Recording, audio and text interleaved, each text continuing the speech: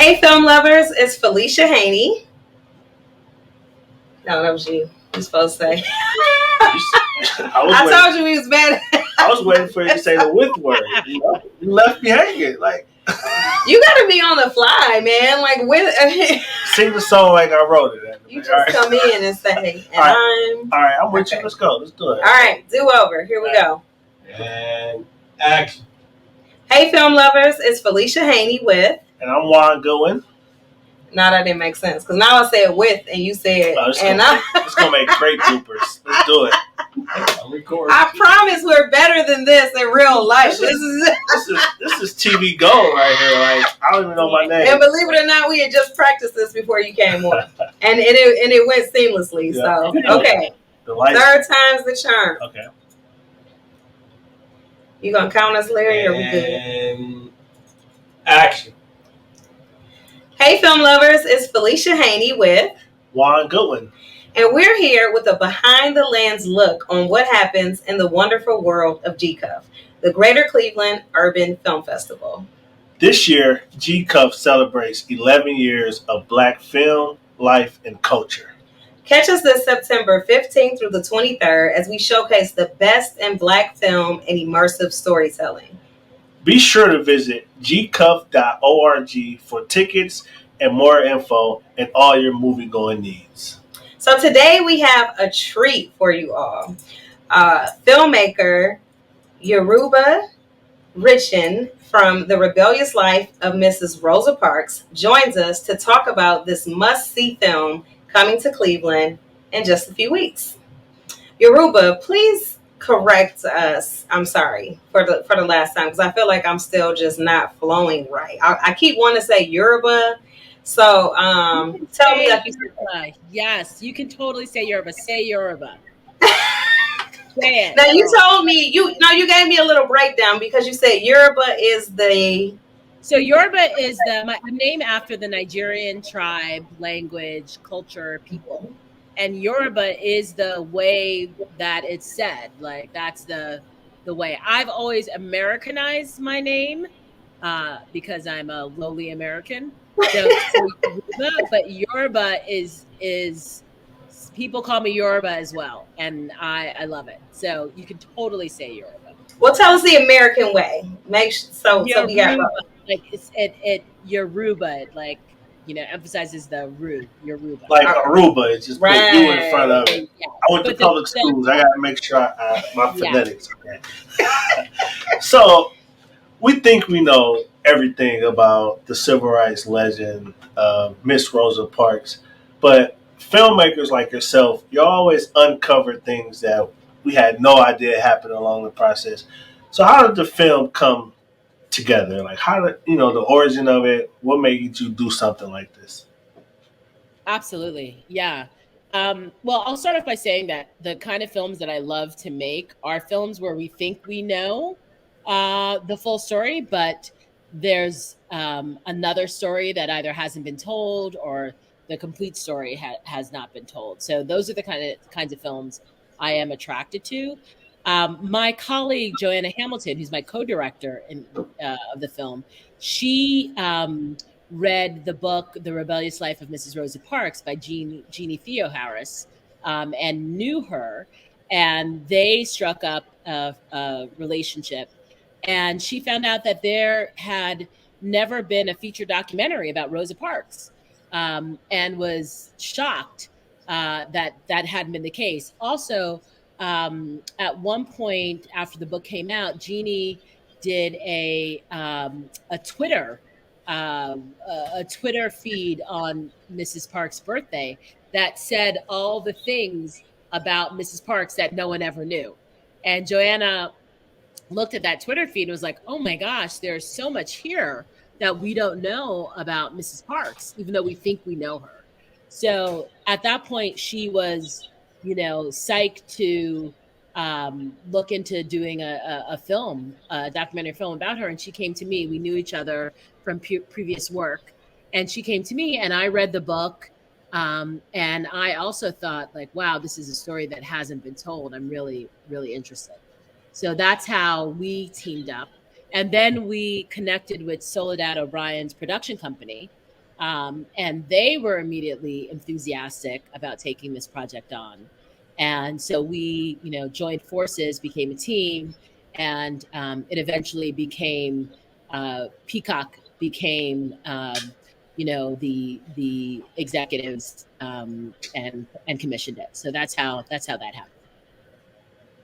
So that is amazing. Let me just say that. But before I delve a little bit deeper into that, I just wanted to comment and say that watching this film, it's funny to me that you say that the person who worked with you on this knew her, because that's the feeling that I get watching this. I'm like, no, we didn't know. No, I'm sorry. She did not know Mrs. Parks. No, the book writer knew her. No, the writer. Oh, I thought you said someone knew her. I'm sorry.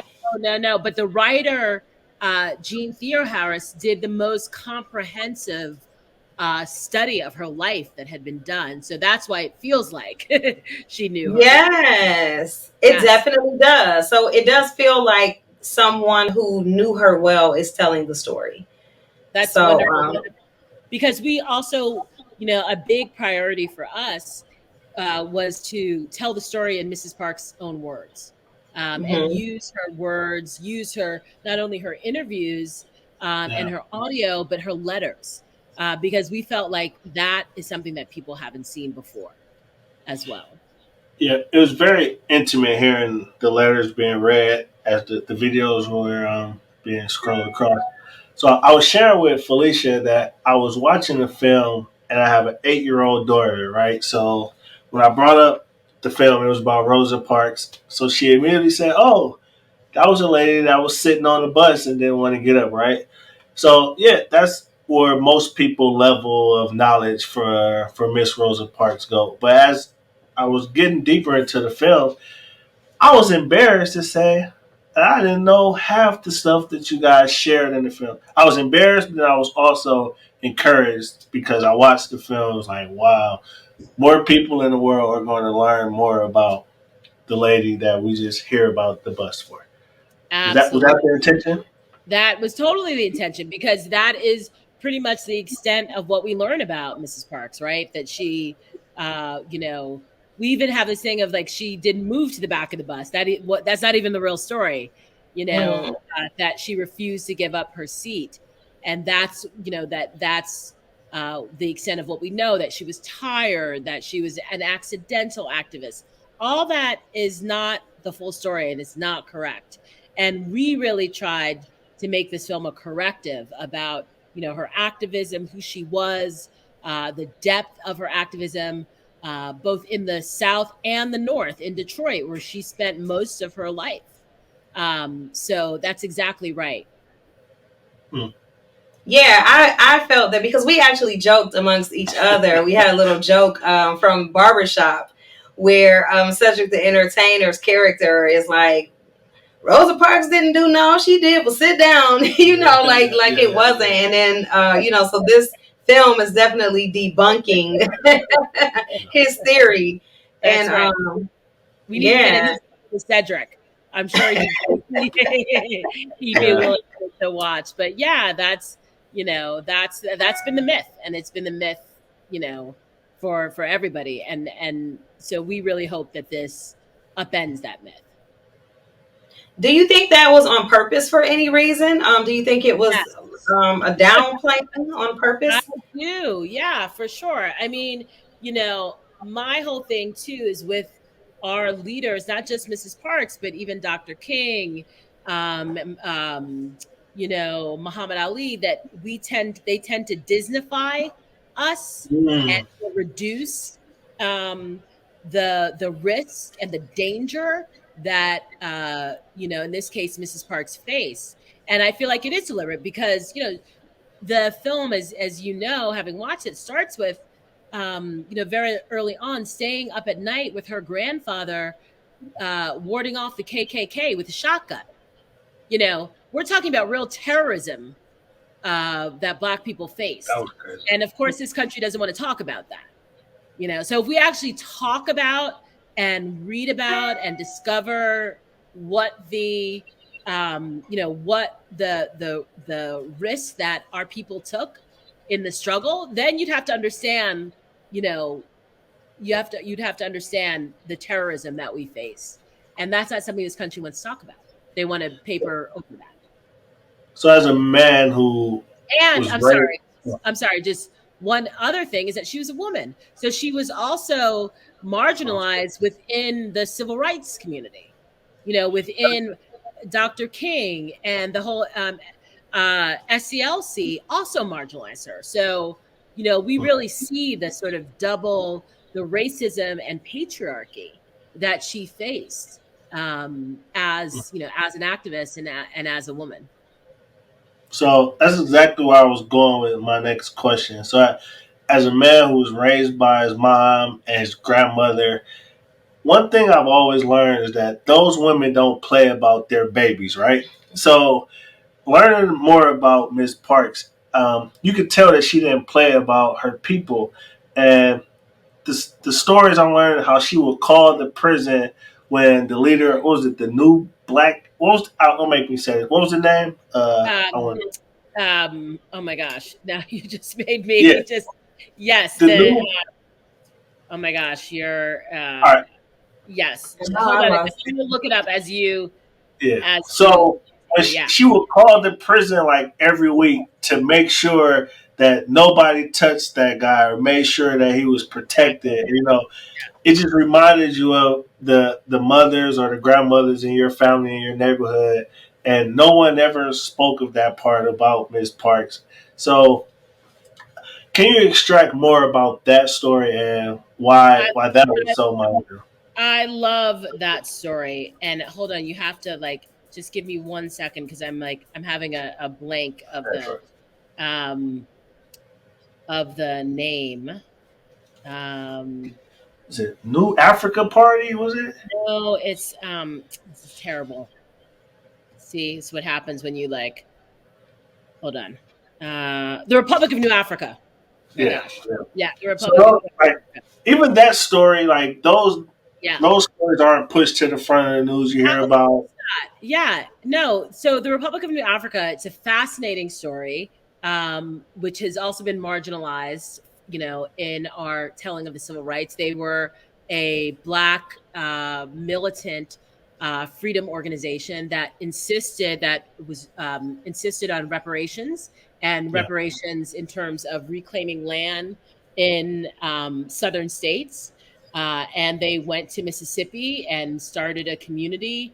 And there was as we tell in the film, there was a shootout with the cops, and they were arrested, and the leaders were put in jail. And Mrs. Parks was a supporter.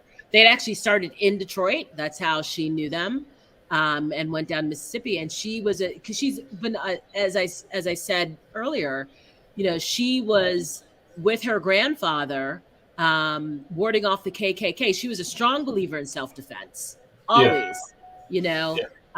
And this was a part of that. This was a part of her trajectory. So she also, I think, the other thing that we see about Mrs. Parks is that she looked at all the different tactics and strategies. She was obviously, a friends and a believer in King's movement as well, but she didn't see that separate from defending ourselves, from being a supporter of Malcolm X. She really looked at the various ways that we can achieve justice in this country. Because And in the black community, they always make you choose Martin or Malcolm, like But she said, if it's about my people, I got their back, whichever way. exactly, yeah, And to kind of tie up that part of the story, she said, if you're on night watch, you got to be quiet. Like, just yes, think that's one about of my favorite lines. like the trauma that is. Yeah. Hey, she's out there, on her post, and then she have to be quiet because if she sneezes too loud, just You can be killed. so. Yeah, Miss Rosa Parks is more than just a lady that sat on the bus, Felicia, and I love that today. absolutely. Yeah. And kind of piggybacking on the question you asked earlier about a story that we think that we know so well, or it's been passed down and but kind of whitewashed as well in the passing. And we find out, so many other details about it, and that's not exactly what happened. So, same thing with the going back to the Martin and Malcolm comment that you made. So, I did a film a couple years ago that talked about Martin Luther King's time in Cleveland. Like, he spent almost a year in Cleveland helping Carl Stokes get elected as the first Black mayor of a major city. Yeah. And so we detailed that and what he did there, and just talking to these people who actually knew him, talking to the police officer who sat in the church the entire night, the night before he came. And they only paid him $20, and that was good money. But he was risking his life for $20, on duty. Things like that. Like, I thought I knew that story. I thought I knew Dr. King's story, so well, but there's always more to it. So my question to you is, how has this process changed you in doing this film, learning and, knowing all that you know about Mrs. Parks? How has that affected you? Well, I feel like it's that by continued trajectory of unearthing and uncovering these stories and finding out. I mean, just what you said about Dr. King in Cleveland, I did not know that. You find that so many of these activists, these freedom fighters, did work in the North. I mean, that's the other thing, is that they want to just say that this is just a problem in the South, which of course we know that's not the case. So I feel like it just continues my understanding of the Black freedom struggle, and of the freedom, of the struggle for freedom in this country. And understanding too, Miss Parks was also like, she wasn't a rabble rouser. She wasn't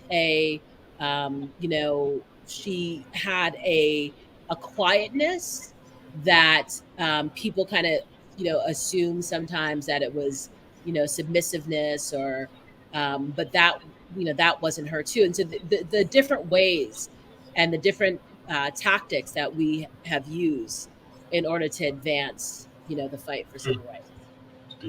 Yeah, she definitely was a giant, and you just didn't know those stories and those layers. So I'm so happy you guys put this film together. Yeah. So what are your plans with it? You spoke so casually earlier about like, oh, and then we got it to Soledad O'Brien, and then it's picked up, now it's on Peacock, but I'm assuming that it took a lot of hard work to get it there. And knowing some of the right folks, or being in the right place at the right time, a combination of all of those. So absolutely. I just want you to talk about like how people can see the film. Where are you with it? Absolutely. So we premiered at Tribeca Film Festival in June. We've been at a few other film festivals, like your guys' one. We're going to have a screening in New York at a theater on September 27th at Film Forum. And then it premieres on Peacock streaming in mid-October. And you can check in terms of the exact date. You can follow me on social media. You can. My name is Yoruba Richen. I'm on Facebook, and I'm at RedRubes14 on Insta and Twitter, and then Soledad O'Brien as well. You can follow her account for the exact date. And then we're continuing to do screenings as well. But that's where the national premiere will be. And yes, it took a lot of work. It took devotion from my incredible team. Devotion to telling Mrs. Parks' story. We were all devoted to it. And I had an incredible team of producers and editors and my co-director, Joanna, who the film initiated with. So it's been a real labor of love. for this film, and we're so happy that it's out there, and we're so happy it's playing at your film festival. So we're Felicia, so glad to have you. So Felicia and Yoruba, in 2022, it feels like in some states the clock is being turned back, where you're not even allowed to speak of these things that went on. So films like this today are just Extremely as important today as when it was happening, because we think, post-racial society and all that. But there's some states where there's laws on the books where you can't even mention the word slavery or civil rights. So keep putting stuff like this in their face, and we're happy that we'll have it in our city in a few weeks. So thank you for that. Absolutely. And I just have to say, in terms of that, you're absolutely right. And we have a big education campaign that we will be launching with the launch of the film to counteract some of this BS. That we just cool. Really can you tell us a little bit more about that? Or is this something that people can be involved in? Yeah, if you go, you can also follow the author of the book who's spearheading this, Jean Theo-Harris. She's on Twitter. She's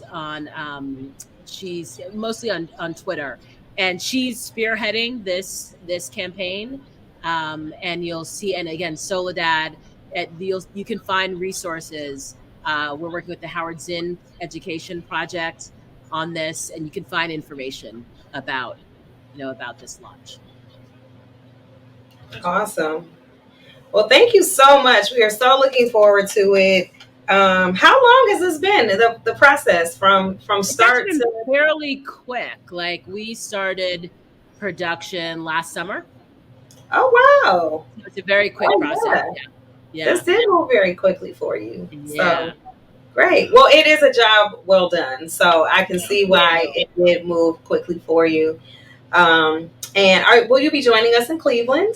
I won't. I unfortunately not, but I'll be there in spirit. All right. It's the best food in the country here, and nobody comes to get it yet. I've been to Cleveland. I've been. I had very good meals in Cleveland.